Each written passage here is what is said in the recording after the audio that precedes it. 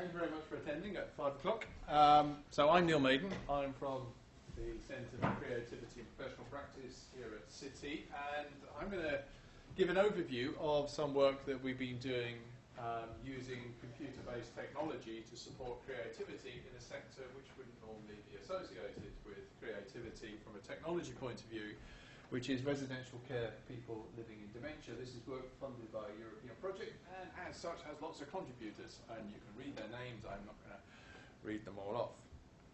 So, caring for people with dementia. Probably if you went back a decade, not that many people would be aware of the characteristics of dementia, but certainly with the growing societal challenge that it poses and the Prime Minister's initiative in this area has grown in prominence. Dementia is predominantly a condition related to ageing that brings about a number of challenges. It's estimated at least a few years ago there were at least 35 million people worldwide suffering from dementia, about 3/4 of a million in the UK, and roughly 2/3 of these people are living in residential care homes. I apologise for some of the people in the audience. I'm going to be extremely simplistic due to the amount of time that I have. But one of the good practices in which people seek to care for older people with dementia is to understand their behaviour now through their past.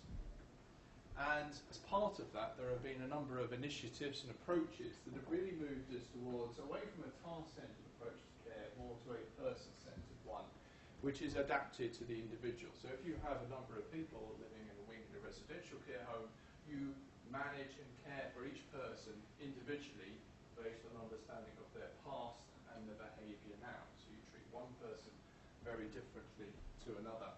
And our key argument has been there's actually a role for creativity in thinking about and delivering that care.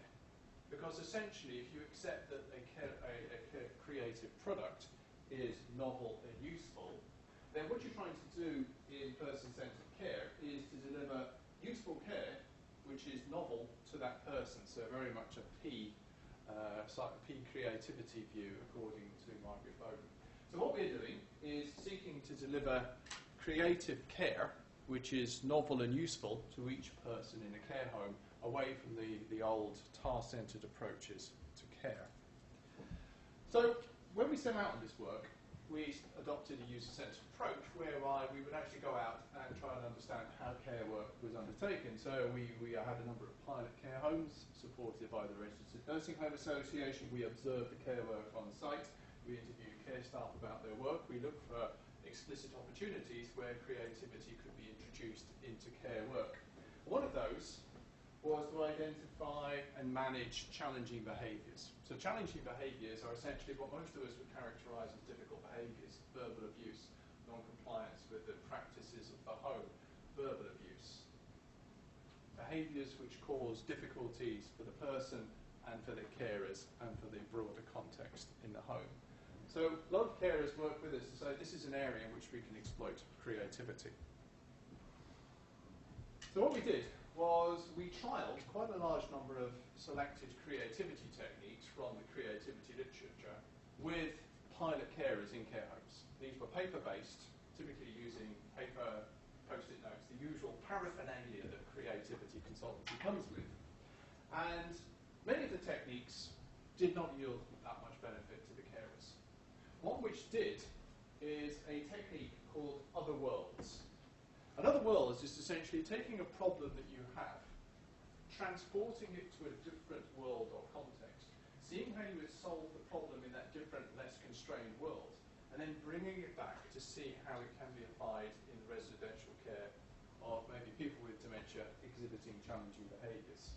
So we're looking to try and encourage the carers to think about new ways of doing things by taking their problem to a different space and trying to understand how they can solve it. And one of the arguments that they gave for this approach was it could recruit knowledge from other domains. They felt that through a lot of the training and the techniques that had been given to them within the dementia care, there was a degree of saturation. This enabled them to recruit knowledge, procedures, ideas from other sectors in order to do that. So before we started to think about how we could deliver this technology, we then observed care work and we undertook some pilot exercises. Now, when I started this work about 3.5 years ago, almost to our man and woman, people told us that the carers will not use mobile technologies instead of pens and paper to make notes and support their work. Time has passed.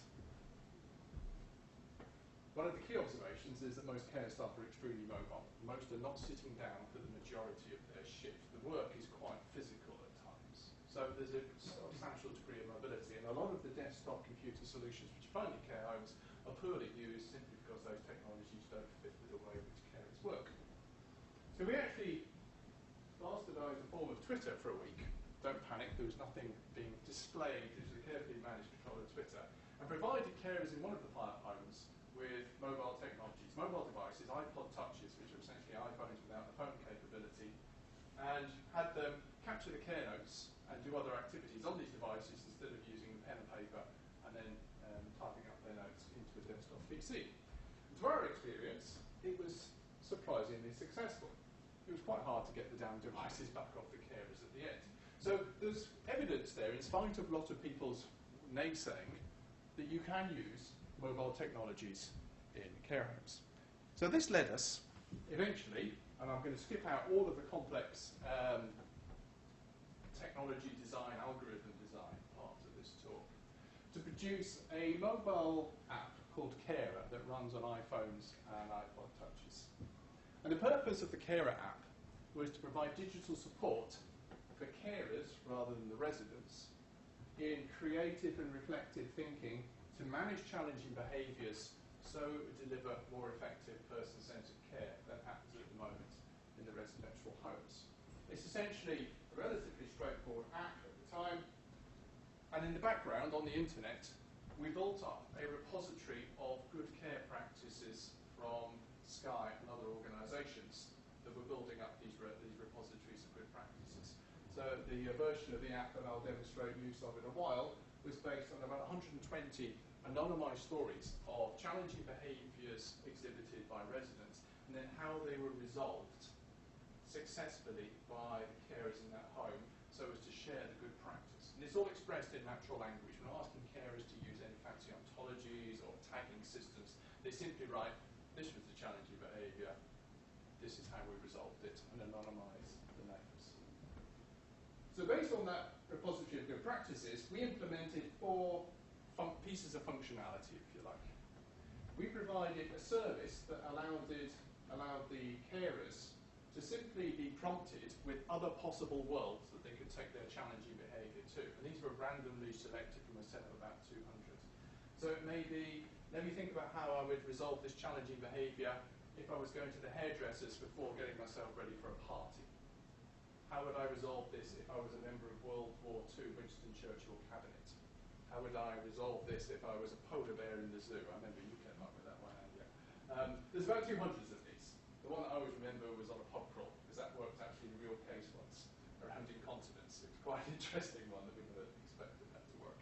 So there's about 200. And you just you randomly choose these and you're prompted with them and you think about how to solve the problem. We also implemented analogical reasoning.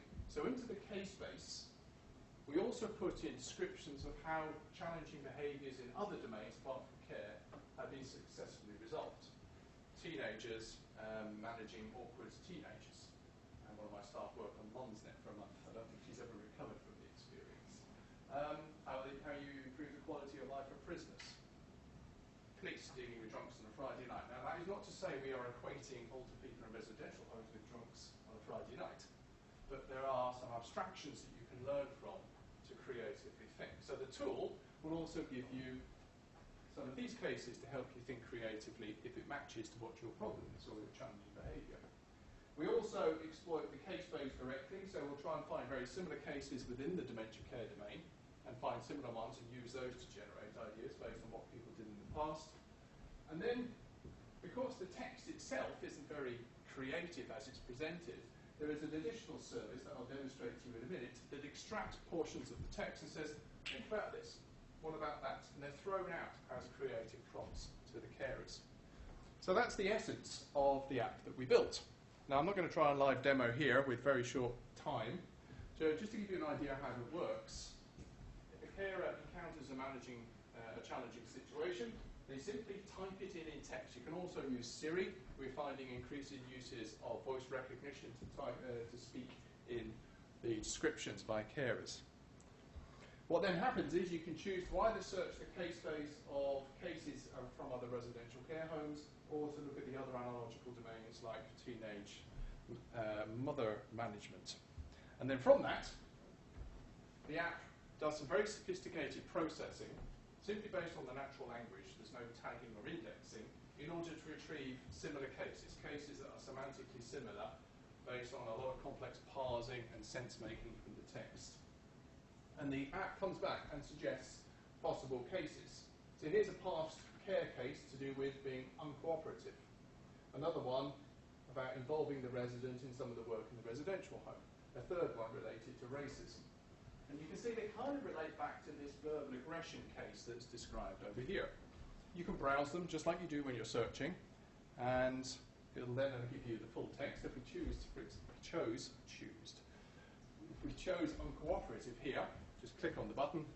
We then get the full textual description. So here is the situation encountered. That is a fictional resident name, and then the resolution that was applied. So you could browse this and use it to generate ideas. You'll notice there's a big red button, like Father Ted, a big red button that you can push in this case. So any time you want to record an idea you've got from browsing the case, you simply press the red button, audio record the idea, stop, give it a name, finish. And that goes into your pool of ideas. So you can use the recording feature at any time.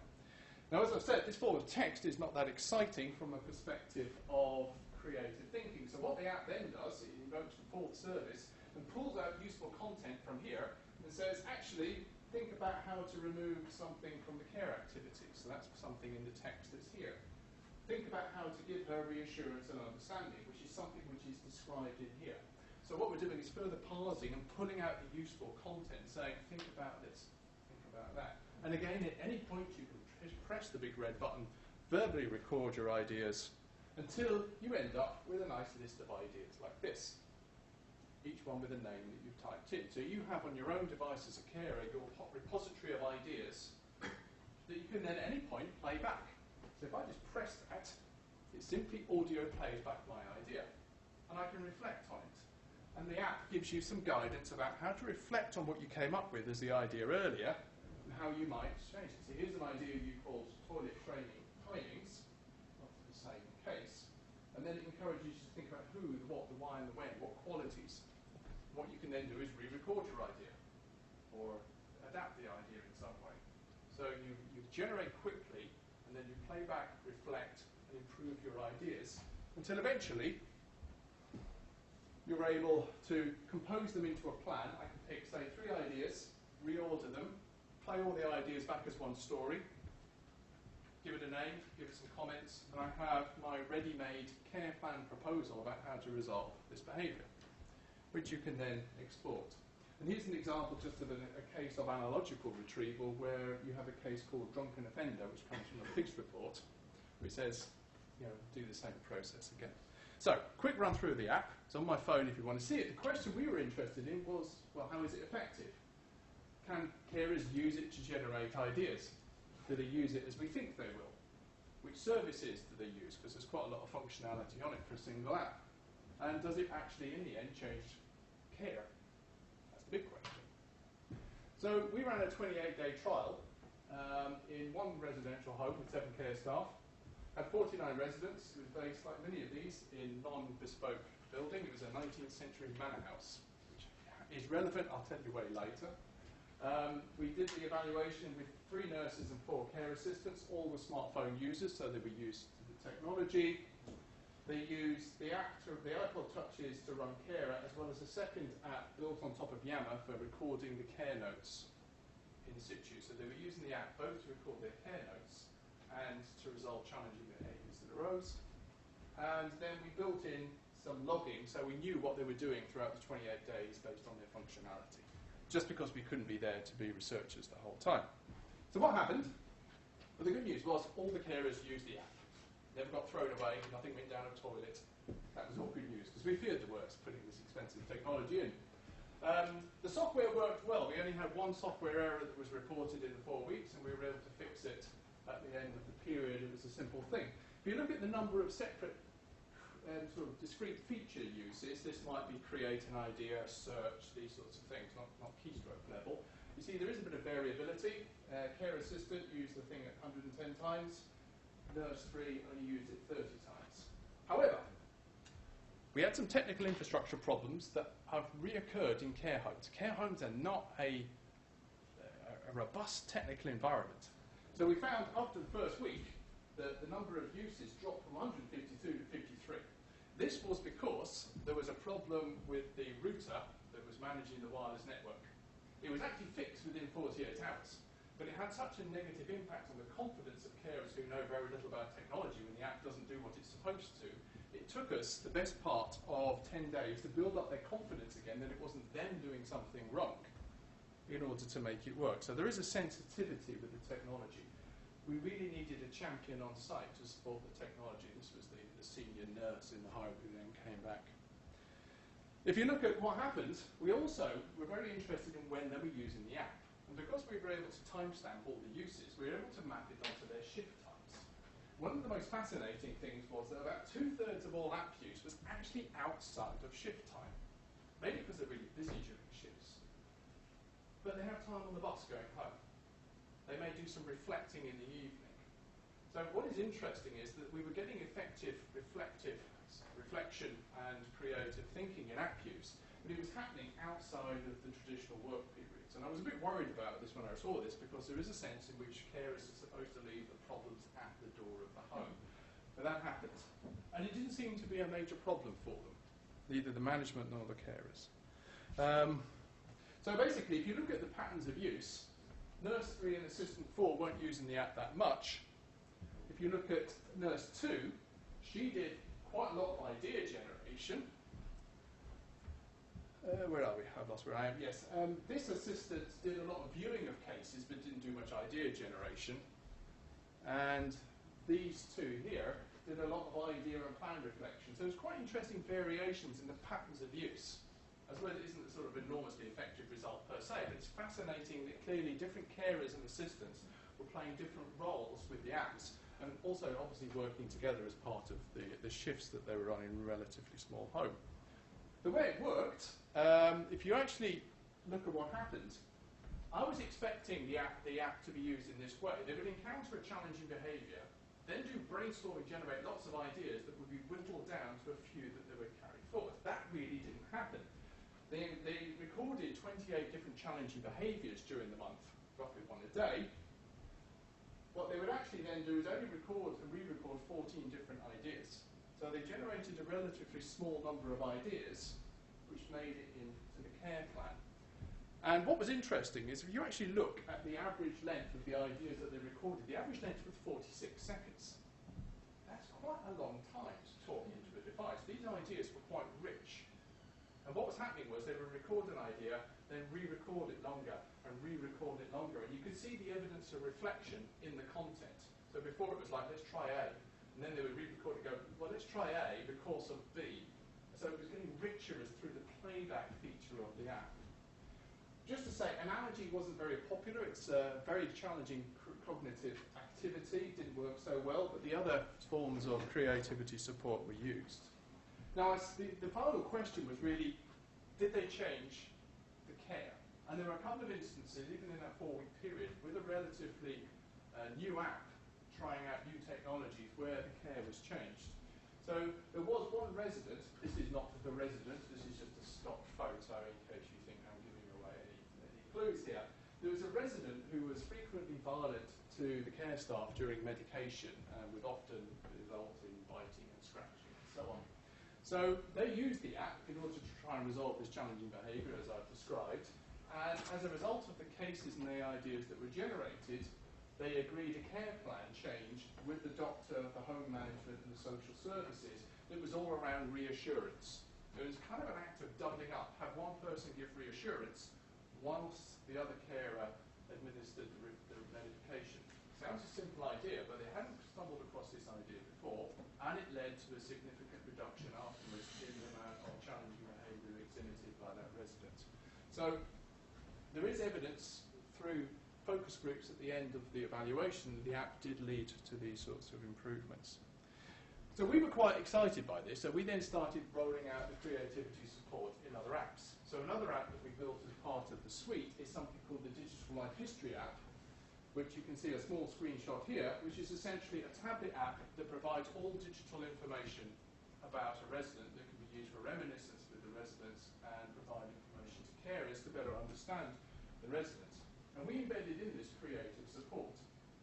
So the creativity support automatically combines resident information with care values that are extracted from a methodology called My Home Life, which is delivering good practice in residential care based on person-centered care.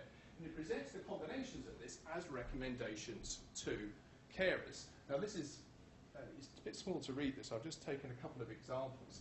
So this is from a fictional resident called Harry. And what the app does, it just parses content and mixes it in with prompts. So the first one I put in here doesn't make a lot of sense because it's automatically generated. The second one can. Consider how to enhance a sense of security using information about so much sweets, because Harry likes certain types of sweets. It's in his care, it's in the digital life history. Consider how to provide more information about Bury St Edmunds in video, image or audio form, because this was a care home in Suffolk. He had a lot of memories of Bury St Edmunds. These are just creative prompts being thrown out to the carers to get them out of a task-oriented approach.